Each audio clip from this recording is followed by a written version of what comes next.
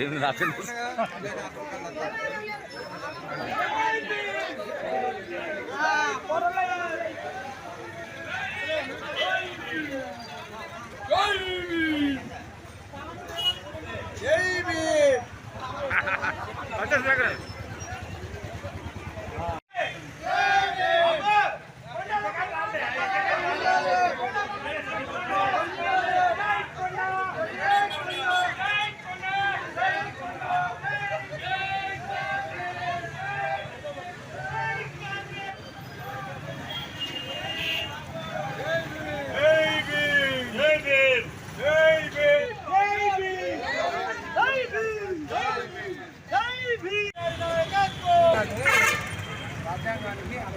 మా రాజ్యాంగాన్ని అత్యంత పవిత్రమైనదిగా, ప్రపంచంలోనే గొప్ప రాజ్యాంగంగా భావిస్తాము.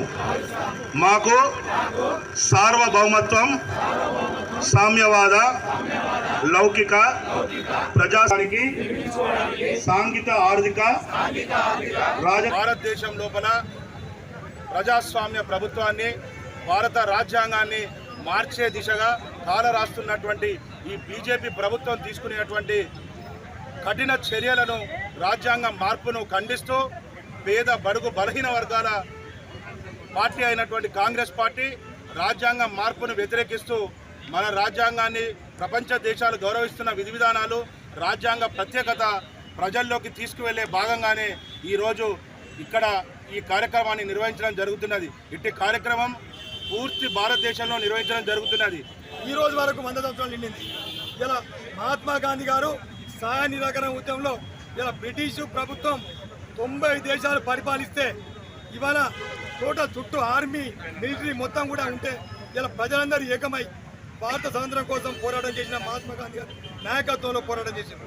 ఇలా చట్టాలను చట్టాన్ని చేస్తూ కేంద్ర న్యాయశాఖ మంత్రి జవహర్లాల్ నెహ్రూ గారు ప్రధానమంత్రి వారి ఆధ్వర్యంలో అంబేద్కర్ గారు న్యాయశాఖ మంత్రిగా ఇవాళ చట్టాలు రూపొందించి ఇవాళ వారు చేసే చట్టాలనే ఇవాళ రూపొందిస్తూ ఉన్నారు. కాంగ్రెస్ ప్రభుత్వమే చట్టాలను తీసింది, ప్రభుత్వ సంక్షేమ పథకాలు ప్రవేశపెట్టింది, వేరే పార్టీ కాదు. బీజేపీ ప్రభుత్వం అడ్డగోలుగా చేస్తూ ఇక్కడ బీఆర్ఎస్ ప్రభుత్వం గతంలో చేసింది, సెంట్రల్లో బీజేపీ ప్రభుత్వం చేసింది. ఇలా బీజేపీ పాలిత రాష్ట్రాల్లో కూడా చేస్తూ ఉన్నది. రాహుల్ గాంధీ గారు కన్యాకుమారి కాశ్మీర్ వరకు 4000 కిలోమీటర్లు పాదయాత్ర చేసి కులగణన మీద దేశవ్యాప్తంగా కులగణన జరగాలని వాళ్ళు చేయడం జరిగింది. వారి మాటల్లోనే ఇలా కేంద్ర ప్రభుత్వం, మోడీ ప్రభుత్వం తీసుకొని ఇలా కులగణనను చేపట్టడం జరుగుతూ ఉన్నది. గ్రహించాలని సందర్భంగా కాంగ్రెస్ పార్టీ హరిజన, గిరిజన, బడుగు బలైన వర్గాల కోసం ఎన్నో పథకాలు ప్రవేశపెట్టింది. కావున అందరూ కూడా ఇంటింటికి కాంగ్రెస్ తీసుకుపోయిన సందర్భంగా ప్రతి ఒక్క కార్పొరేటర్లను, సీనియర్ నాయకులను, కార్యకర్తలను అందరి సారథ్యంలో ఈరోజు 12, 22, 13 డివిజన్లో, ఎందుకంటే మనం ఆల్రెడీ మాకు నాయుడు ఫంక్షన్లో మీటింగ్ జరిగింది.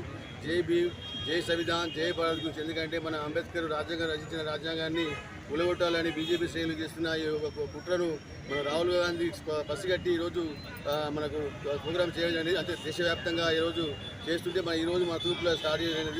దీనికి ఇచ్చినటువంటి కార్పొరేటర్లకు, డివిజన్ నాయకులకు, డివిజన్ అధ్యక్షులకు, కాంగ్రెస్ సీనియర్ నాయకులకు, మహిళా నాయకులకు, అలాగే ప్రెస్ వాళ్ళకు కూడా అందరికీ కూడా పేరు పేరున ధన్యవాదాలు తెలియజేస్తూ మనం ఈరోజు చాలా అద్భుతంగా, ఎందుకంటే మన రాజ్యాంగంకు ఎందుకంటే నెహ్రూ గారి క్యాబినెట్లో మొట్టమొదటిగా అయినటువంటి లా మినిస్టర్ ఉన్నటువంటి మన అంబేద్కర్ గారు దాన్ని రాజ్యాంగాన్ని మన ప్రజాస్వామ్యంలో మనం నడవాలంటే ఖచ్చితంగా రాజ్యాంగం ఉండాలనే ఆ కాన్సెప్ట్తోనే ఇలా నెహ్రూ గారి ఆదేశాల మేరకు మన అంబేద్కర్ గారు కూడా రాజ్యాంగాన్ని రచించారు.